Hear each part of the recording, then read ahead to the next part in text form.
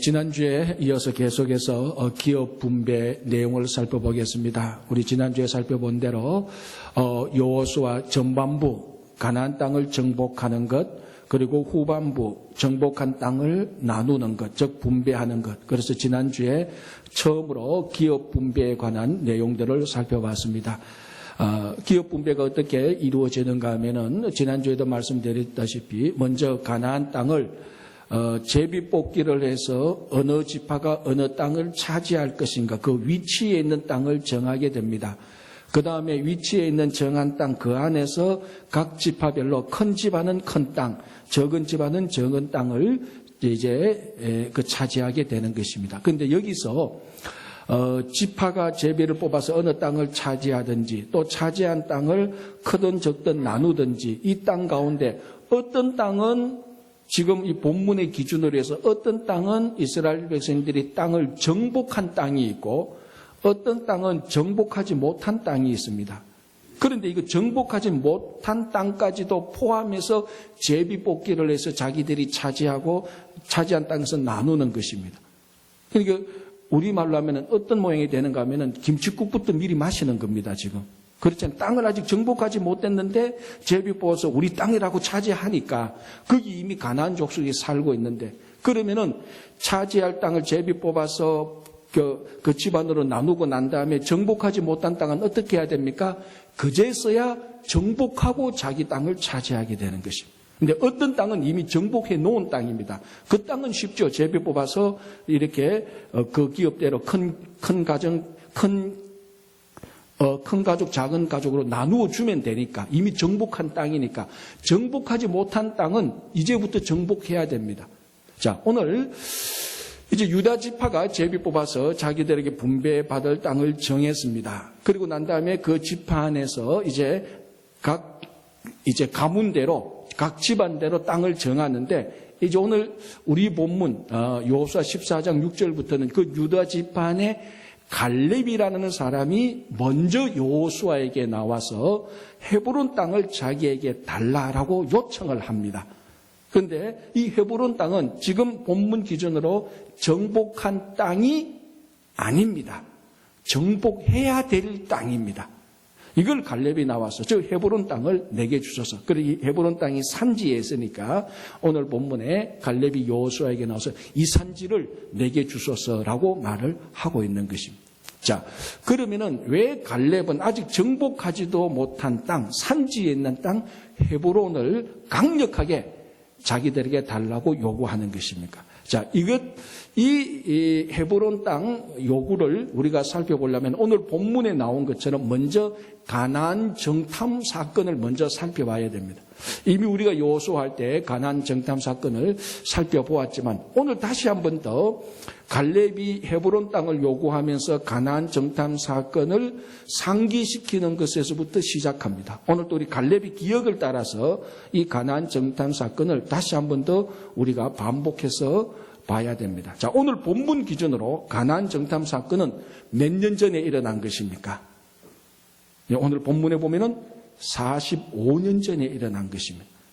가데스 바네아라는 곳에서 그때 모세가 리더였으니까 모세가 12지파의 리더를 불렀는데 그중에 여호수아와 갈렙이 들어가 있습니다. 이 갈렙은 유다 지파의 유다 지파의 지도자로서 참석한 것입니다.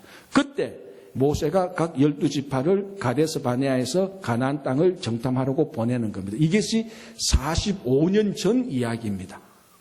그러니까 가나안 정복한 땅이 7년, 그리고 이스라엘 백성들이 출애굽한 지 2년 뒤에 정탐을 했으니까 38년, 그리고 정탐한 뒤에 광야에서 38년, 가나안 땅에 들어와서 정복한 것 7년, 그래서 앞에도 45년, 여기에 연수가 딱 맞아 떨어지는 겁니다.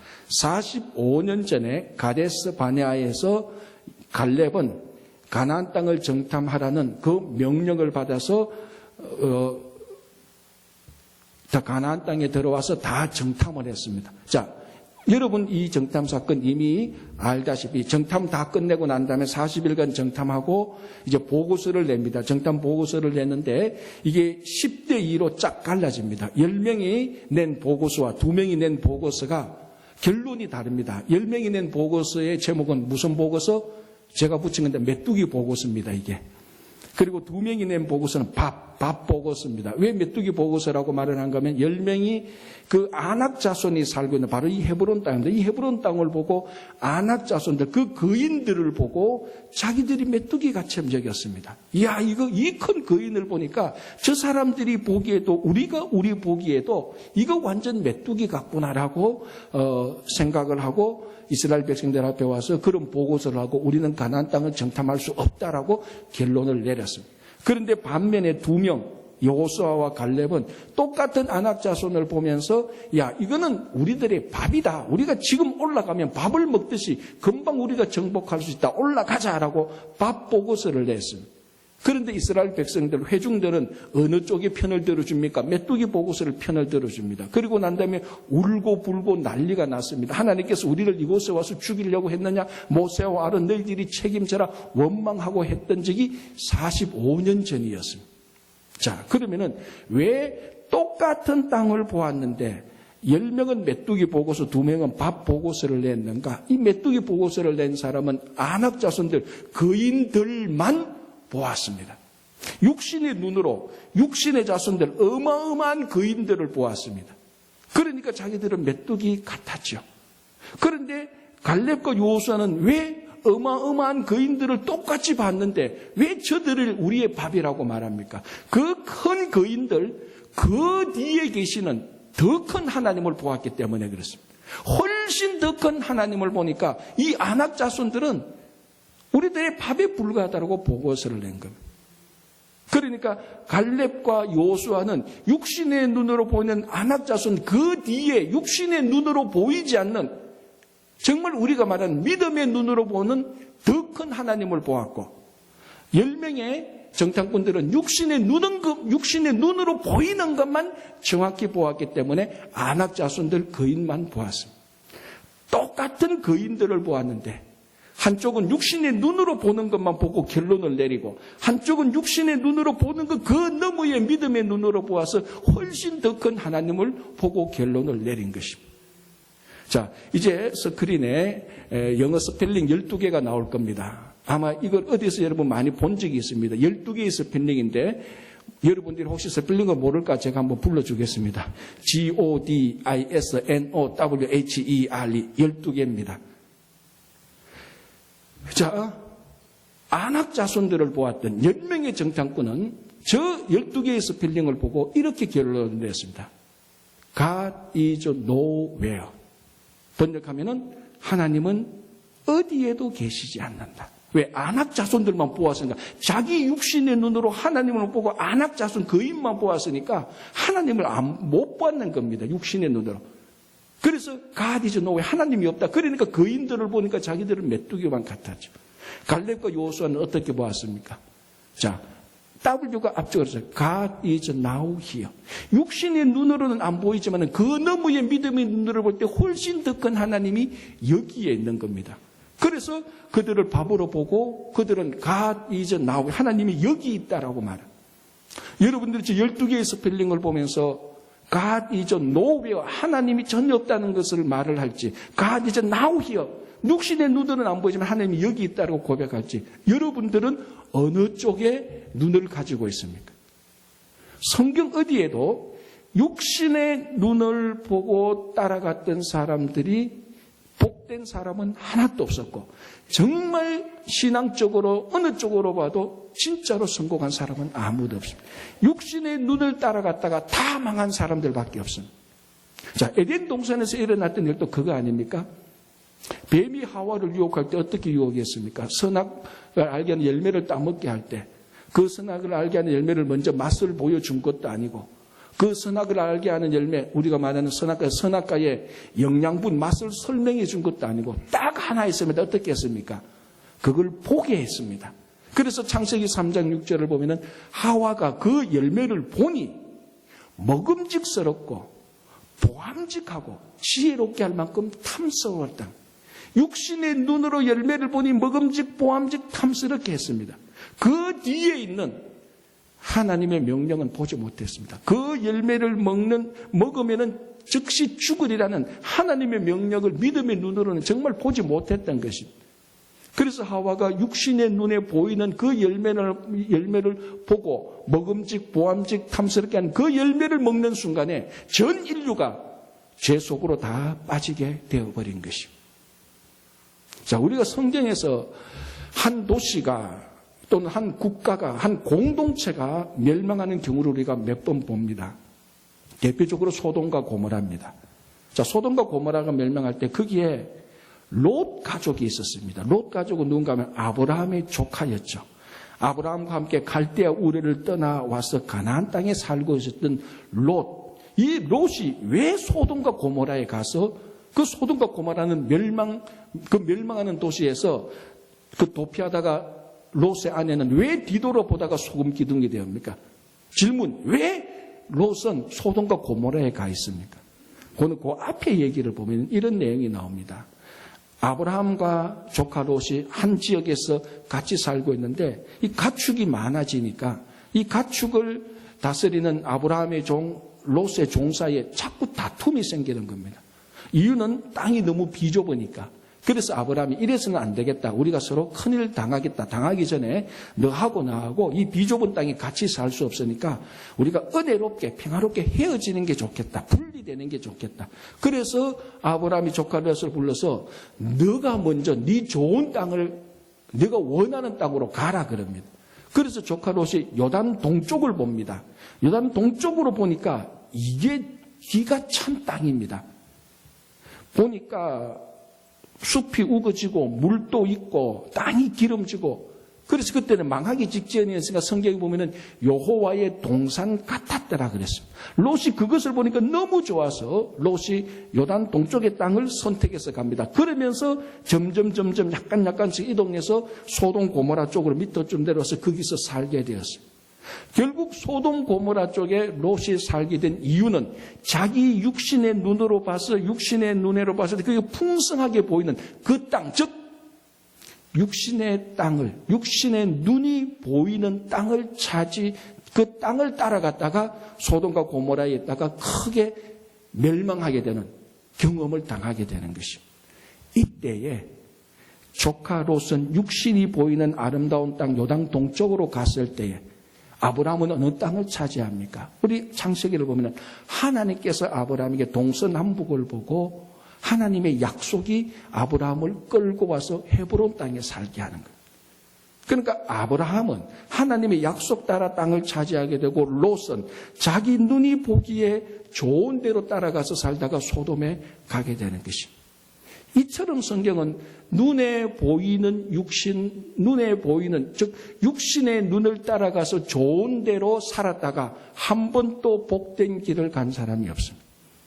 그래서 우리 성도는 육신의 눈이 좋은 대로 육신의 눈에 보이는 대로 판단하고 행동하는 것이 아닙니다.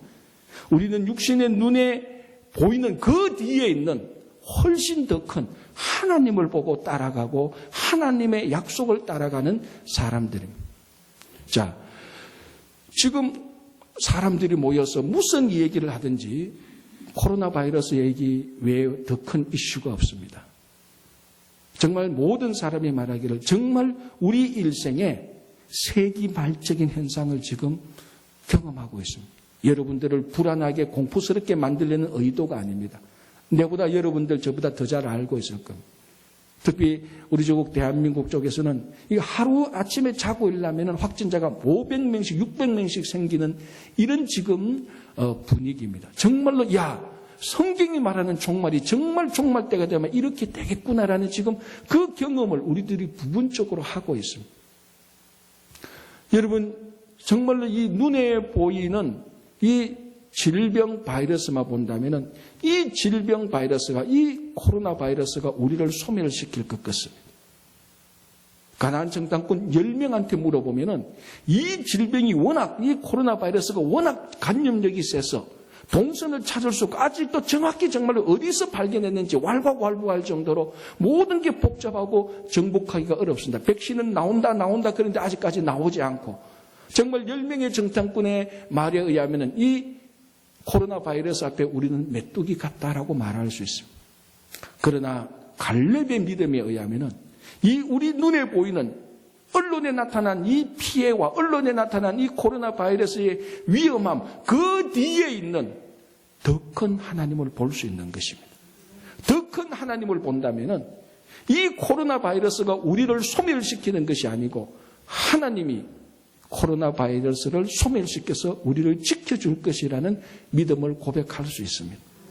자, 그래서 오늘 여호수아 14장 12절 중간에서 갈렙은 이런 고백을 합니다. 그 아낙 사람들을 보고 10명의 정탐꾼은 자기들이 메뚜기 같았다고 하는 그 아낙 사람들을 보고 훨씬 더 큰 믿음의 하나님을 보고 갈렙은 이렇게 보고합니다. 자, 14장 12절 중간부터 제가 읽어드릴게요. 그곳에는 아낙 사람이 있고 그 성읍들은 크고 견고할지라도 여호와께서 나와 함께 하시면 내가 여호와께서 말씀하신 대로 그들을 쫓아내리이다. 10명의 정탐꾼은 우리가 메뚜기 같다라고 말했지만은 더 큰 하나님을 본 갈렙은 뭐라고 말하니까 저 아낙 자손을 하나님께서 우리와 함께 하셔서 쫓아낼 수 있다라고 고백을 하고 있습니다.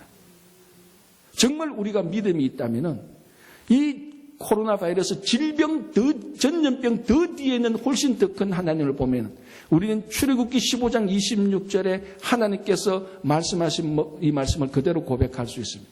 내가 애굽에 내린 질병 하나도 너희에게 내리지 않을 것이다. 나는 너희를 치료하는 여호와로다. 더 큰 질병과 전염병과 어떤 인간이 만난 환난 뒤에 그 뒤에 있는 더 큰 하나님을 믿음으로 볼 수 있다면 우리는 소멸되지 않고 하나님이 우리를 위하여서 모든 대적들을 소멸시켜 주실 것입니다. 그래서 언제 어디서 무엇을 하든지 여러분들의 대적들보다 더 큰, 훨씬 더 큰 하나님을 보시기 바랍니다. 자, 오늘 이 본문에서 갈렙의 믿음, 이런 훨씬 더 큰 하나님을 볼 수 있는 갈렙의 믿음을 증거해 주는 중요한 말씀이 있습니다. 14장 14절 끝부분에 이렇게 말합니다. 여호와를 온전히 쫓았습니다. 갈렙은 여호와를 온전히 쫓은 사람입니다. 그런데 오늘 본문 14장 8절 9절 보면은 갈렙이 여호와께 충성했다라고 말하는데 우리 가지고 있는 성경책 이거 앞에 있었던 성경책은요 여호와께 충성했다는 말을 여호와께 온전히 쫓았다라고 번역하고 있습니다. 그런데 히브리어 원어로 보면 똑같은 말입니다. 다시 말하자면 이 14장 오늘 여호수아 14장 본문에서 갈렙이 여호와를 온전히 쫓았다는 말을 똑같이 3번이나 반복하고 있습니다. 갈렙의 믿음은 무엇이냐? 한마디로 말하면 여호와를 온전히 쫓았다라고 말합니다. 몇 년 동안? 최소한 45년 동안. 가데스 바네에서 가나안을 정탐하는 그 시간보다 최소한입니다. 최소한 그때부터 지금 85세 된 그때 갈렙의 나이가 40살이었으니까 지금 85세 45년 동안 최소한 이 45년 동안 갈렙의 전성기 동안 이 45년 동안은 온전히 여호와를 쫓았습니다. 여러분 이 45년의 기간도 긴 세월이지만은 이 45년의 세월 동안 특별히 요 45년 이 주어진 45년 동안에 하나님을 온전히 쫓는다는 것은 굉장히 어려운 일이었습니다. 자, 몇 가지 사건만 보면 한 두세 가지 사건만 보면 이렇습니다. 이 45년 동안에 38년은 광야에 있었고 7년은 가나안 땅에 들어왔었습니다.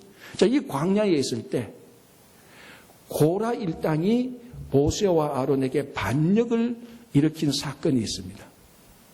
자, 모세와 아론도 다 레위 지파고 그리고 고라도 레위 지파입니다. 그 광야 생활 하다 보니까 모세와 아론도 내하고 같은 지파 사람인데 모세와 아론만 최고 지도자고 하나님께서 자기에게도 리더십을 줬는데 자기는 최고 지도자가 아니에요. 그래서 고라가 리더십을 두고 갈등을 일으키면서 모세와 아론에게 반역을 일으키는데 이 고라 자손, 이 고라라는 사람이 그 이스라엘 회중 가운데 리더, 지도자 250명을 자기 편으로 만듭니다. 대단하죠. 그러니까 모세, 아론 빼고 리더자들 250명을 자기 편으로 만들어서 모세와 아론을 저항합니다. 반역합니다. 그리고 난 다음에 마지막에는 모세와 아론하고 온 회중이 모였을 때 모세와 아론을 빼고 온 회중이 고라의 편입니다. 그럴 수밖에 없죠. 250명의 리더가 고라를 지지했으니까. 이때조차도 갈렙은 고라와 250명의 명단에 포함되지 않습니다. 갈렙이 의도적으로 빠졌든지 아니면 고라가 아니면 그 그룹들이 갈렙을 보고 갈렙은 도저히 자기 편으로 매수할 수 없었든지 어쨌든 갈렙은 고라 일당의 무리에 포함되지 않았습니다. 갈렙이 리더십이 없어서 그렇습니까? 천만에요. 갈렙은 가나안 정탐할 때 12지파의 대표로 뽑힌 사람입니다. 갈렙은 유다 지파의 대표로 뽑힌 사람입니다.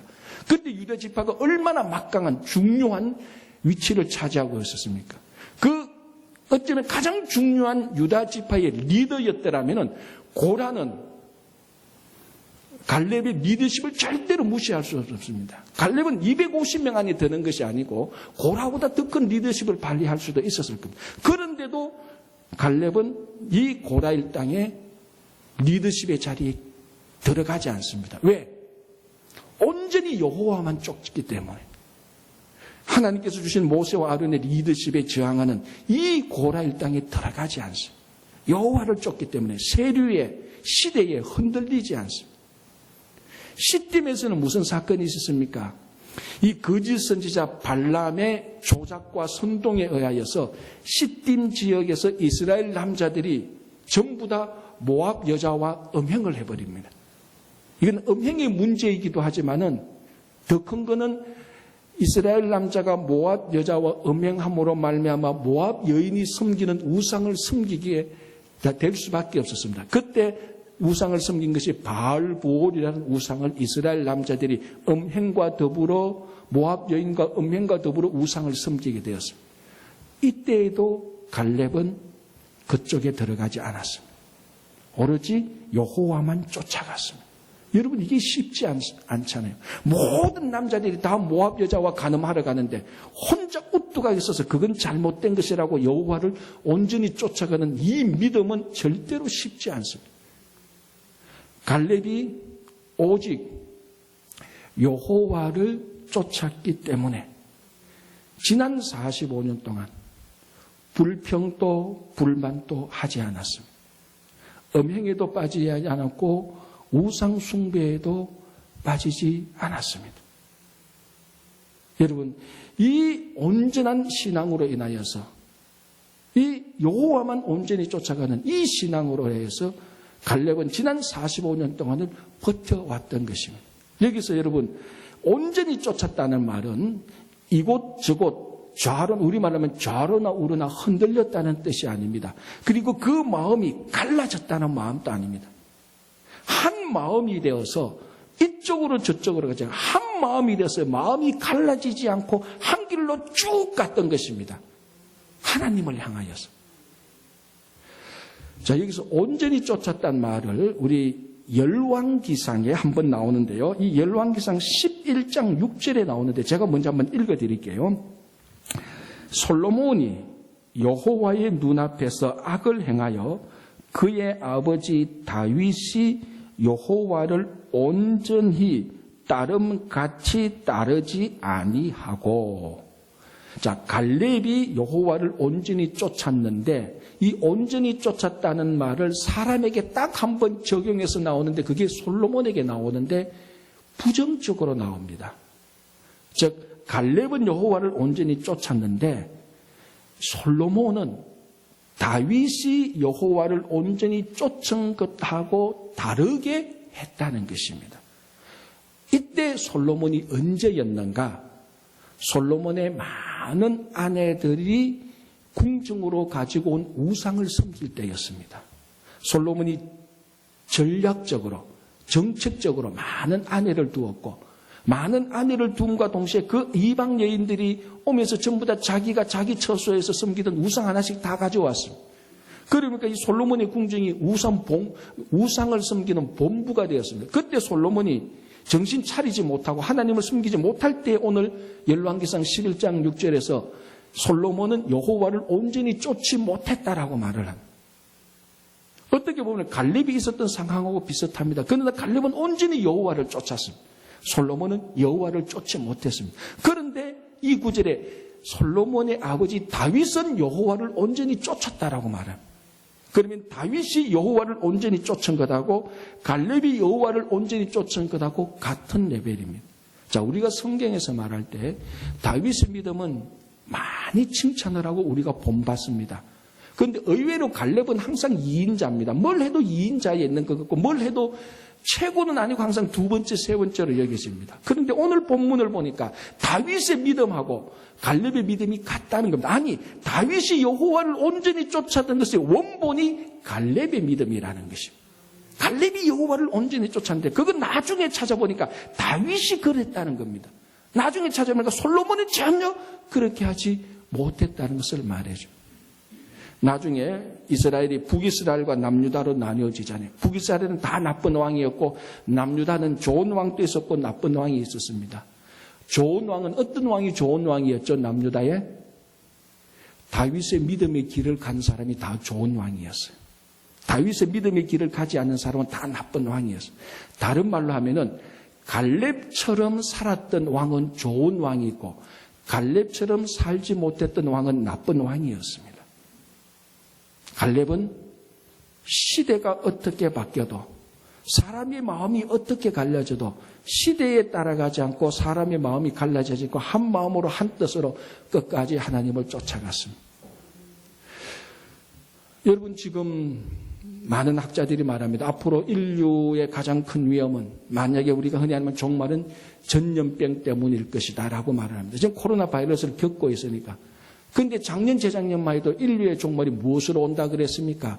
핵전쟁이라 그랬습니다. 그래서 어떻게든지 핵을 억제하려고 대통령들이 모여서 막 핵을 억제하는 정책도 만들었습니다. 그러다가 기후변화되니까 자연이 막 이상해지니까 자연재해로 인류가 멸망할 것이라 그랬습니다.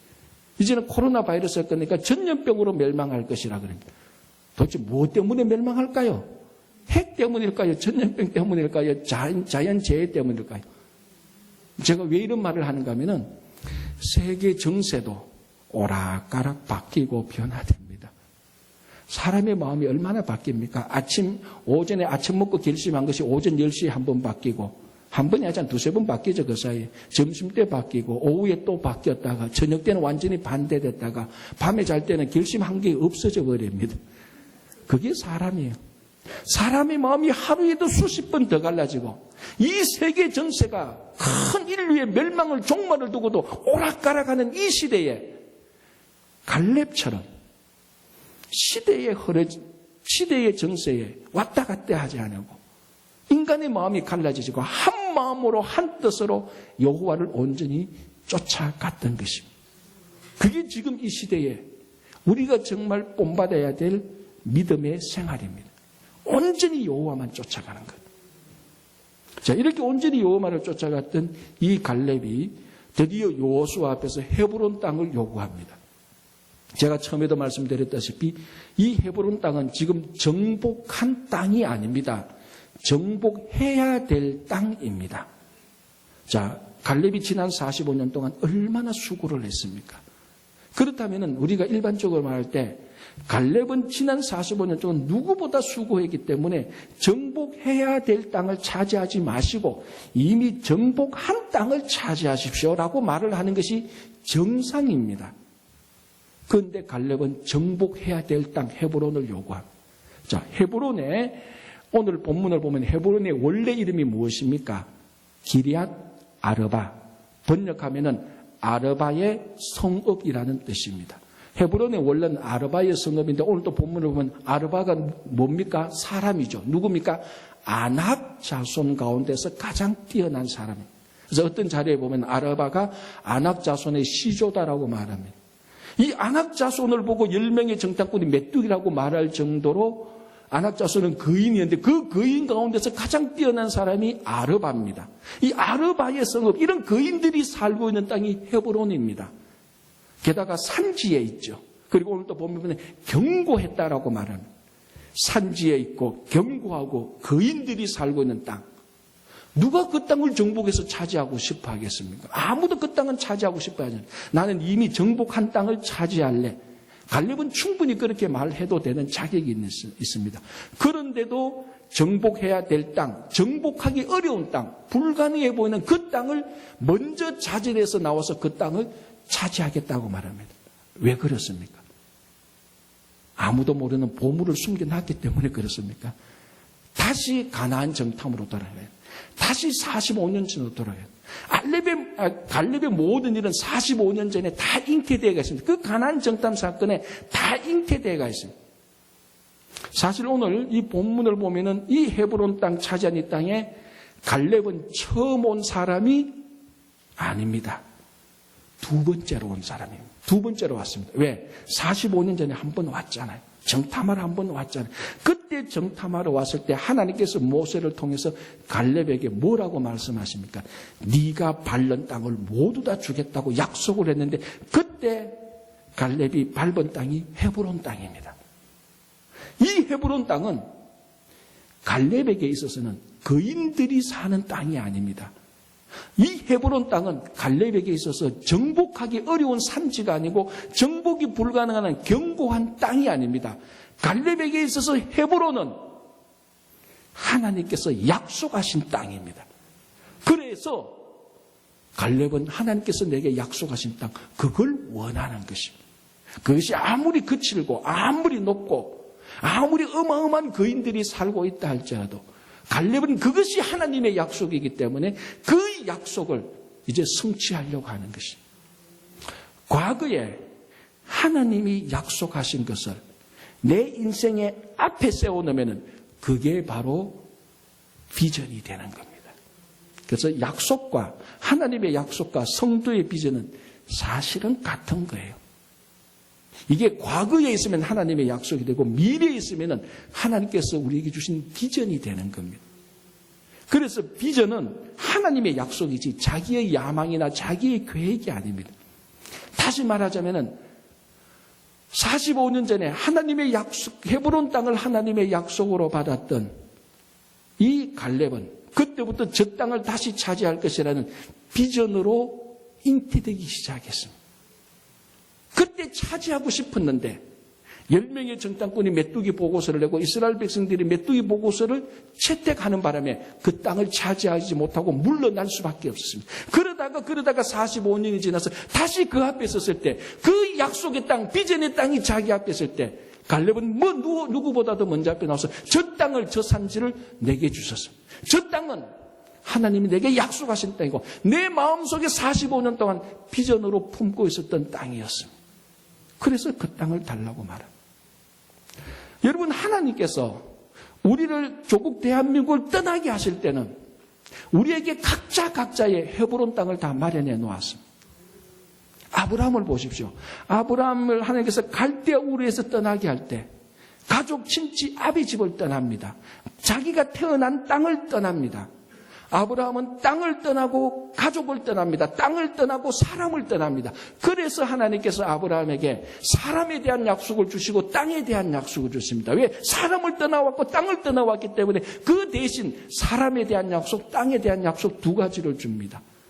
그 사람에 대한 약속이 자녀에 대한 약속, 하늘의 별처럼 바다의 모래처럼 그 땅에 대한 약속, 약속의 땅 가나안을 주는 것입니다.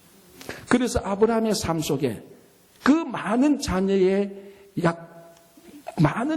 약속의 성취로서 첫 열매가 이삭입니다.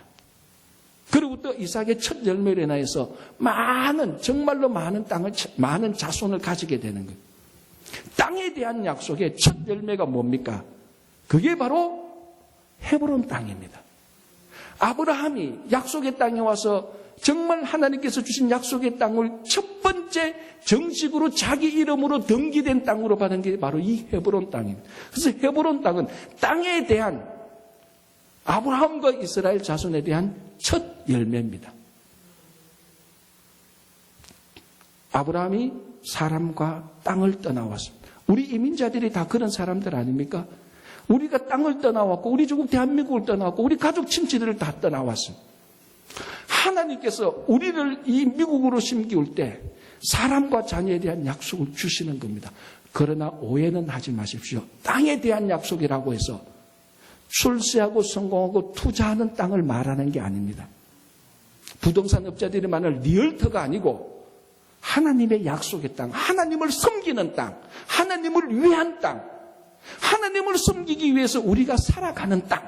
거기는 대전제가 하나님을 위한이라는 것이 붙어 있습니다. 반드시 하나님은 사람과 땅을 떠나온 우리들에게 하나님을 섬길 수 있는 사람과 하나님을 섬기는 땅을 약속해 놓았습니다. 먼저 그런 헤브론을 우리가 찾아야 되는, 그리고 그 헤브론에 대한 비전을 품어야 됩니다.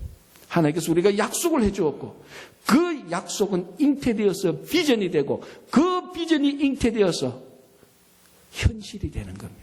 바로 그 헤브론 앞에 갈렙이 써 있는 것입니다. 그래서 갈렙이 이 산지를 내게 주소서라고 말을 하는 것입니다. 오늘 우리 각자에게 헤브론이 있습니다. 우리 친구교회 성도들이 함께 모여서 섬기는 헤브론이 바로 이 친구교회 이 땅입니다. 이곳에 우리가 하나님을 섬기는 것입니다. 하나님께서 이 땅을 주셨습니다. 이곳에서 하나님을 섬기고 이 땅을 중심으로 하나님의 말씀을 전해야 되는 사역이 남아있습니다. 그래서 오늘 또 우리가 이 갈렙이 헤브론을 사모했던 것처럼 이 비전을 품고 있을 때, 하나님이 약속의 땅을 품고 있을 때, 때가 되면 이 비전은 현실이 될 것입니다. 그래서 마음의 비전을 품고 있는 사람은 괴롭거나 힘들지 않습니다. 지난 45년 동안 힘들고 어려운 일이 있었다 할지라도 비전을 품고 있었던 갈렙은 괴로운 시절이 아니었습니다. 희망과 흥분과 기대와 열정의 삶이었습니다. 그래서 하나님께서 우리 각자에게 주신 헤브론을 품고 있는 우리 모든 성도들은 앞으로의 삶도 불평과 원망과 투덜대거나 괴롭거나 슬픔의 인생이 아니고 이 비전이 현실이 되는 것을 기대하는 열정과 흥분과 기대의 삶, 비전의 삶이 되시기를 간절히 바랍니다. 우리 주변에 우리의 육신의 눈으로 보이는 것들이 너무 많습니다. 그보다 뒤에 계신 훨씬 더 큰 하나님을 보시고 훨씬 더 큰 하나님께서 우리들에게 주신 헤브론을 발견하고 비전을 품고 살아가는 우리 모두가 되기를 바랍니다. 기도하겠습니다.